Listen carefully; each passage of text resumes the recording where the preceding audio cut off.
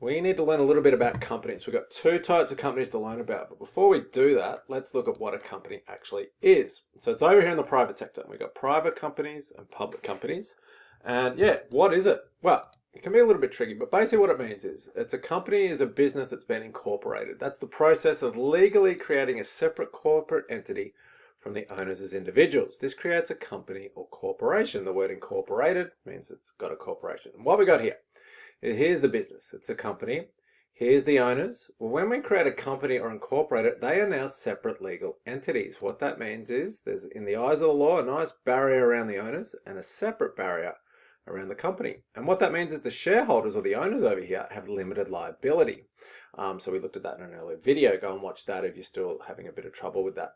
And that just means this is legal entity A, the company, and this is legal entity B. Now you don't get that with a sole trader or partnerships. In that one, you're all together as one entity, but here the company and its owners are separate legal entities. And what we say is the business is divided into parts. So let's say this business here has this many parts. Each of these parts is called a share. And when you own these, you are called a shareholder, and it doesn't have to be equal. See, this person here owns one share, one share, one share. This person owns 7, and this person owns quite a few. So yeah, so that's what a share, you hear the word shareholders. That's someone who owns a part of a company is called a shareholder. So that's a company, and we've got some other things up at perpetuity. So it just means that if an owner leaves, so this person here sells their shares, we don't need to start a new company. The company still exists. We don't need to re-register it or anything like that. It's just who owns it changes. And it gets a little bit tricky now. We're going to have some reporting requirements that we don't have with a sole trader and a partnership. We have to tell a lot of info to the Australian Tax Office, so the government. And also the government's got a department called the Australian Securities and Investment Commission, or ASIC. We have to tell these people a lot of stuff. We've got to register for GST. We've got to log detailed tax returns. With ASIC, we've got to give our financial reports, and we've also got to tell them when shareholders change. So there's a little more sort of regulation than you get with a sole trader or a partnership.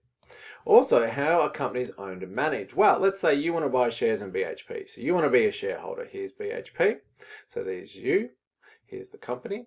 Well, yeah, there's a gold mine in WA. Who's going to dig up all the gold? Well, not you. You're not buying shares in BHP, so you can get on the tools, go over to WA and dig up the gold. That's not what that's about. There's employees for that.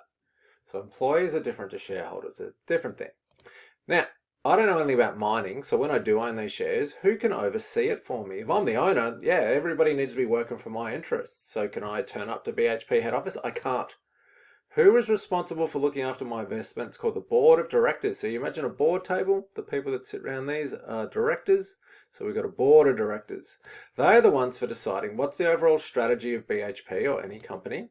And look, they're not at the mine. They're usually like once a month, or maybe in emergencies a little bit more than that. Yeah, so they need someone to manage the workers. So these people over here, that is called management. So you might hear chief executive officer, operations manager, marketing manager. They're the people that kind of oversee the mine on behalf of the directors, and the employees do the work. So basically, if we want to simplify it and go, look, these people here don't work at the company every day. I mean, someone on the board can, but in the main part, a shareholder and the board, this is the owner. These are the people that look after the business on behalf of the owners. They're not there every day. Who is there every day? The managers and the employees. So obviously after this topic, we look at managers and employees a lot, but for now we're just looking at, yeah, a shareholder, what's in their interests. So to try and summarize, and it's very, very complicated, but basically if a shareholder doesn't work at the business, how do they get a say in how the ownership in the way the business runs, basically? So basically you're a shareholder. You own shares in the business. You get to appoint directors to oversee it for you. So you get to appoint these people. You get to vote. What about the board of directors? Well, they protect your interests as a shareholder, and then they appoint managers to run it. Now, they are accountable to shareholders. Shareholders appoint directors. Directors are accountable to shareholders. The next layer down was management. Management is appointed by the board of directors. They are the ones that are responsible for implementing the board's instructions and managing the business day to day, and they also appoint employees to do the work. So they hire employees. So now we've got more a chain of sort of hierarchy here. Shareholders appoint directors, directors appoint management, managers appoint employees, and employees perform the daily activities to be done. Employees are accountable to management. So if they do a bad job, they get fired by management. If management does a bad job, they're accountable to directors, and they can get fired. And if directors do a bad job, they're accountable to shareholders, and we get to vote for who we want. And it's a little bit tricky. So yeah, how does it all work in sort of theory? Well, we say, look, the management is accountable to the board of directors, And you get to vote for who you want to be on there. And you also get to approve the pay of so if you're a shareholder, you get to approve the pay of these people and sometimes these people as well. Just the senior managers, not all the way down. You don't really have a say on what employees get paid.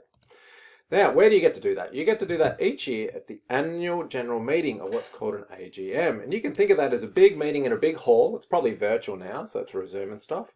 And that's where the board of directors sit down in front of the shareholders, and the shareholders get to ask questions. How much profit did we make? What's our strategy? Is our strategy working? Are our managers good? Which managers are good?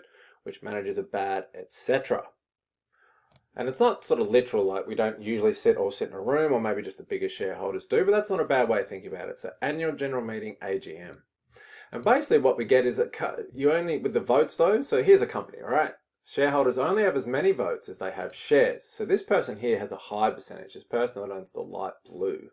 But this person that owns the darker blue, that shareholder doesn't get much of a say. If I get one vote for every share I own, well, this person's got way more votes than that person. That's how it works in big companies. So take Facebook. The average shareholder doesn't get much say at all. Each share at the moment is around about $300.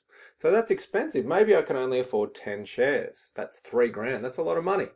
And the problem there is there's about 2.9 billion shares. So if I only own 10 shares, well, what say do I have? Not a lot.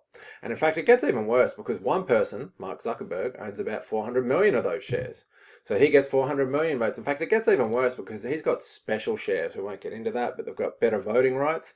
And if you add up his votes, he actually gets 58% of the votes. So when you think about it as a shareholder in a company, you might not get much say at all. Your little $300 shares come with one vote.